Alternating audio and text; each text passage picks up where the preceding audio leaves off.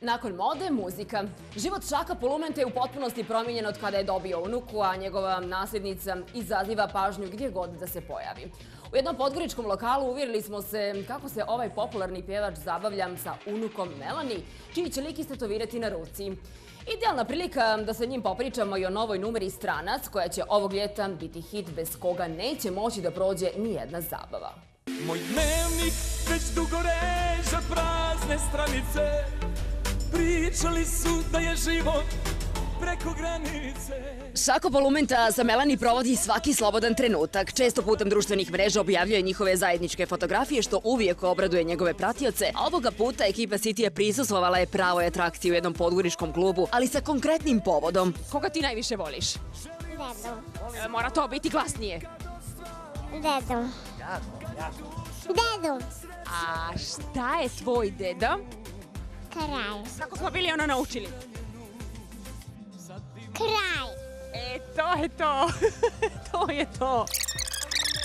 Sanja moja, ona je moj život. Ja sam rekao da ću da je istetoviram ovdje na mojoj lijevoj ili desnoj, lijevoj ruku, tu do srca. Zaveo sam me da je vidi i da mi uradi jednu pravu tetovažu, a za to je dobila pravu inspiraciju. Ček, uradit ćeš tetovažu sa njenim likom? Vjerovatno sa njenim likom i sa natpisom da piše ovdje Melanie. Neka je da mu je Melanie promijenila život, da je sve podredio njoj. Ona je mene samo dala jedan veliki doprinos da mi uljepša jedan život moj. Ja sve imam, ona me je hvalila, ja znači sve imam na svijetu. I ona je samo jedan šlag, jedno nešto u životu što može meni najljepše se desi, to je ona. Kako ona kaže, deda je kralj. Ti nisi svjesna što radi ona mene, znači to je dijete, nenormalno dijete, to je strašno dijete. Kako reaguje kad te vidi na TV-u? A ti nisi svjesna kako ona reaguje kada ja dođem, navikao sam da kupujem poklone. Ja sam sad malo pre nego što si ti došla ovdje, morao da svaki put kad dođem, ide sa mnom znači, u tržni centar i kaže kupi mi deda poklone. Kupiš ti poklone i ona bira. Sad imam sve, a ne manje.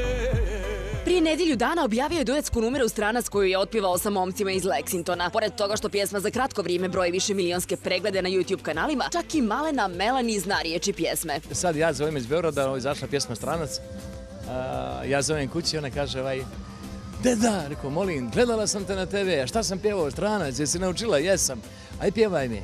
I ona meni pjeva refren, znači to je nešto što to nema, ne može se doživi, ne može se da opiše u stvari. Zajednička kompozicija Stranac dugo je najavljivana, a zbog zanimljivog spoja frontmana benda Bojana Vaskovića i Polumente, mnogi tipuju da će biti veliki hit. Ja sam jako zadovoljan kako je sve ispalo. Za jedan dan i pol meni dođe 1 milion pregleda. Znači bez kupovine, bez ničega, realnih pregleda.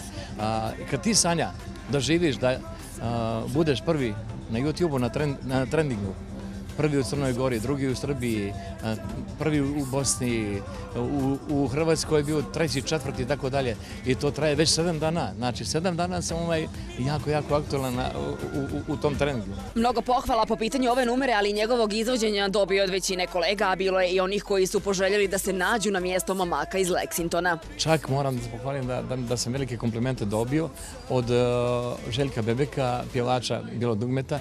On kad je čuo kako sam ja to otpjevao, znači on je želio da snimi to stanom, samo što je snimio sad duet sa nekim i htio je to da eksploatiše, evo istina, htio je to da eksploatiše i zamolio da se čekam ako bude mogao neki jul, posle jula, avgusta mjeseca.